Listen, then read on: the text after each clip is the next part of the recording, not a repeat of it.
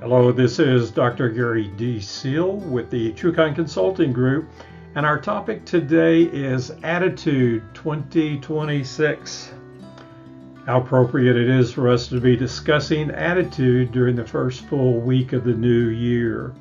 This is a time when we often set new goals and make personal resolutions to achieve a higher level of performance in the new year. We have known for thousands of years that a person's thoughts are going to be reflected in their actions. The things we focus on and spend time on are naturally going to become a part of a person's life. They shape our emotions and reactions to life's circumstances. And unlike many accomplishments that we strive for in life, your attitude is cost-free and can be controlled by your beliefs.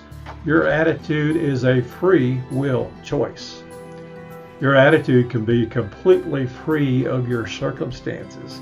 It's a battle of your mind between negativity and poor self-worth and the attributes of a positive perspective.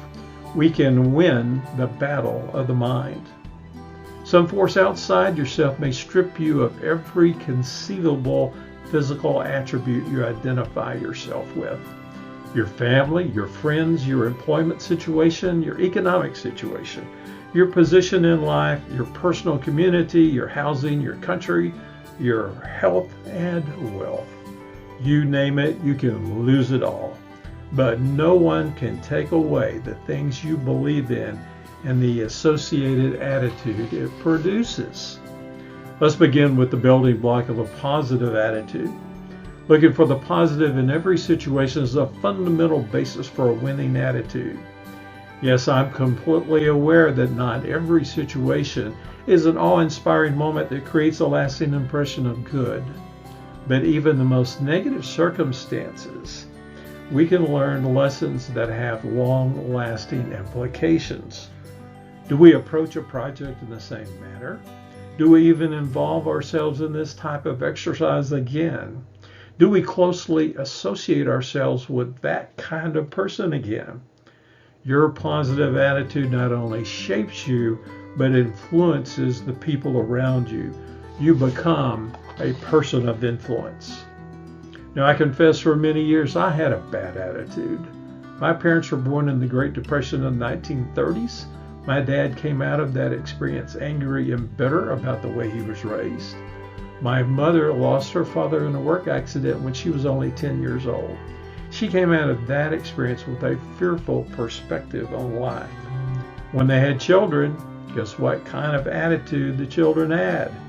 Angry, bitter, fearful, mistrusting, and lacking confidence. It has taken decades to divorce myself from those self-destroying attributes. Let's return to our topic at hand and examine multiple components of a winning attitude.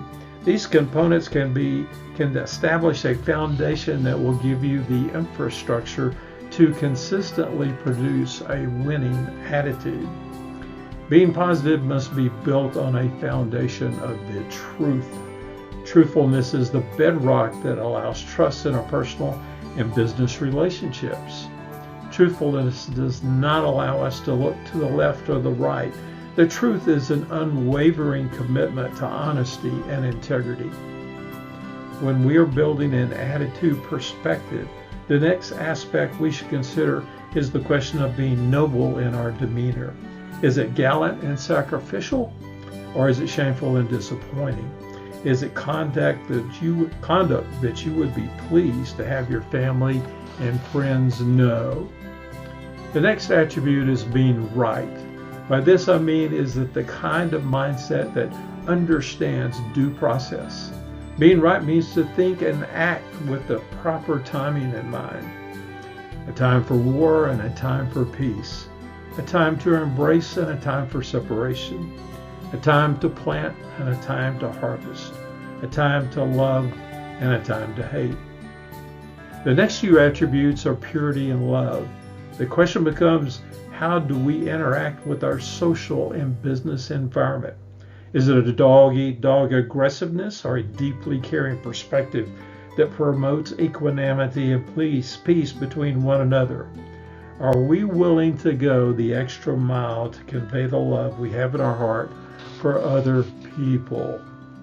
This is specifically true for the less fortunate ones in our culture. Are you diligent in offering products that exude a level of purity that conveys trust and goodwill? Are those products devoid of any deceit or purposeful poor quality? In conjunction with these attitudes, it's thinking exclusively about what is admirable in our mind and our resulting conduct. Keeping in mind that admiration cannot be a relative perspective based on what is popular in the current culture. Admirable thoughts must be based on a set of principles that resonate with the truth, positivity, and serving others. The final attitude is excellence. Excellence could be considered the summation of all the other attribute concepts. Excellence should be delivered at the absolute peak of quality for our services and products. Excellence should be considered the purest of the motives that delivers with a love mentality. This should result in providing the deepest possible value for your customers and business associates as well. Keep in mind that these attributes require a strong sense of focus and tenacity. The temptation to compromise will always be a voice clamoring for attention in our mind. Create an element of ownership with your attitude commitments. Remember, it's a choice. Start with thankfulness and consequences, looking for the positive. Be in awe of God. Realize there are significant opportunities possible. Have a relentless ownership of a stated goal. Develop a quest for excellence with iron discipline. Generate radical resilience and infectious generosity. This attitude turns obstacles into opportunities. Walk with confidence and have sound sleep. Wake up with anticipation. Having a team of complexity provides talents to be used for good. Your team sees that possibility. It creates hope. Ownership creates commitment. Excellence creates winners. Resilience creates underlying perseverance. And generosity creates abundance. Your attitude warms the room and influences many others. You refuse to stay small. This is not some ethereal mist somewhere out there, not a distant victory. It starts with you the second you commit.